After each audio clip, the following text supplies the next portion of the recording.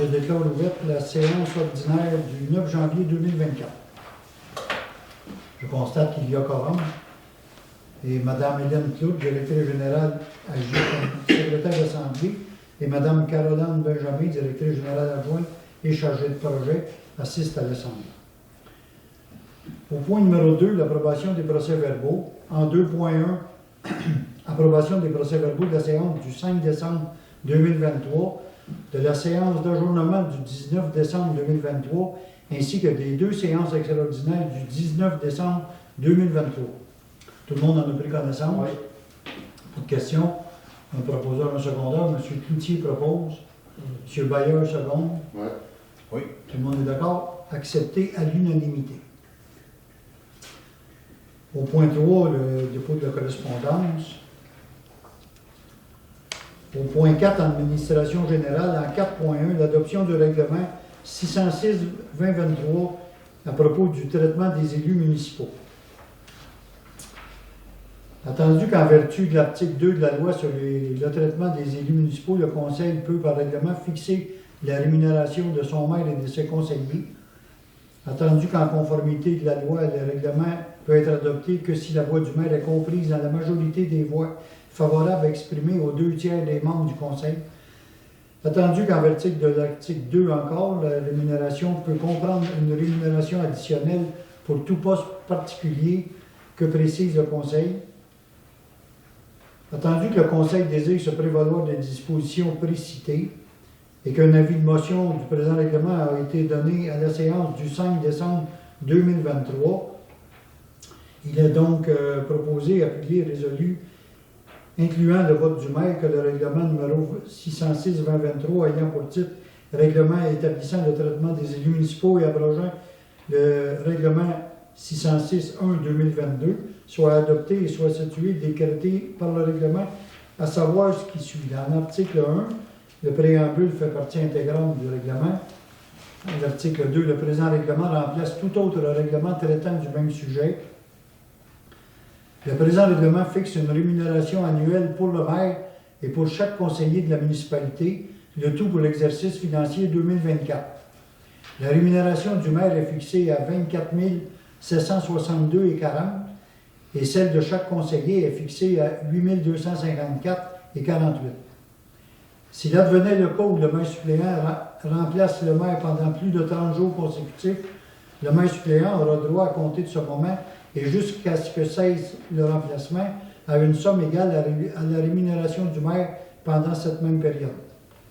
En plus de la rémunération prévue aux articles 4 et 5 du présent règlement, chaque élu a droit à une allocation de dépenses d'un montant égal à la moitié du montant de la rémunération.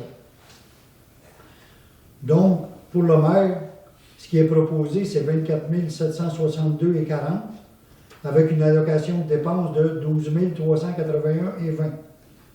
Pour les conseillers, le proposé 8 254,13 avec une allocation de dépenses de 4 127,7. Pour un membre du conseil siégeant sur un comité désigné par le conseil municipal au sein de la municipalité ou au sein d'un organisme mandataire, a droit à une rémunération additionnelle que mentionné ci-après, à savoir le type de rémunération, c'est un jeton de présence de 75 $ pour chaque présence. La rémunération et l'allocation de dépenses sont payables en 12 versements le dernier jour du mois. La rémunération de base et la rémunération additionnelle telle qu'établie seront indexées à la hausse pour chaque exercice financier suivant celui de l'entrée en vigueur du présent règlement. L'indexation applicable pour l'exercice 2024 consiste à une augmentation de 4 %. Le présent règlement entrera en vigueur conformément à la loi le 1er janvier 2024, tel que permis par la loi. Un proposeur, un secondaire. M. Darvaux propose. M. Burel, seconde. D'accord? Tout le monde est d'accord? Accepté à l'unanimité.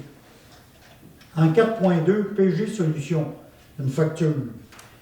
Il est proposé, appuyé et résolu que la municipalité entérine la décision prise par la directrice générale et greffière trésorière de payer la facture de PG Solutions datée du 1er décembre 2023 d'une somme de 9 908 $ plus les taxes concernant le contrat d'entretien et de soutien du 1er janvier au 31 décembre 2024. Cette dépense soit prise à même le budget 2024. M. Burel propose, M. Cloutier seconde, Léo, d'accord, merci. Accepté à l'unanimité. En 4.3, l'Association des directeurs municipaux du Québec, ADMQ, le renouvellement de l'adhésion à 495 plus taxes pour la directrice générale greffière trésorière, la directrice générale adjointe et chargée de projet, ainsi que la greffière trésorière adjointe. Effectuer le renouvellement de l'adhésion à l'Association des directeurs municipaux au montant de 495. La présente résolution de Sainte-Geneviève autorise également le renouvellement de leur assurance juridique et programme d'aide aux membres de l'association de l'ADMQ au montant de 485 $, taxes comprises chacune. Un proposeur, un secondeur, M. Léo Soulière avec M. Bayard. Ouais. Darvaux, M. Darvaux est d'accord à ma gauche. Oui. Accepté à l'unanimité. On passe au point 5, trésorerie. En 5.1, l'approbation des comptes payés et à payer. Il s'agit d'approuver la liste des factures payées durant le mois de décembre 2023 pour un montant de 83 080 et 10 cents. Autoriser le paiement des factures présentées pour un montant de 36 010 et 98 et autoriser les salaires bruts et les gains non imposables payés durant le mois de décembre pour un montant de 59 923 et 21. Un proposeur, un secondeur. M.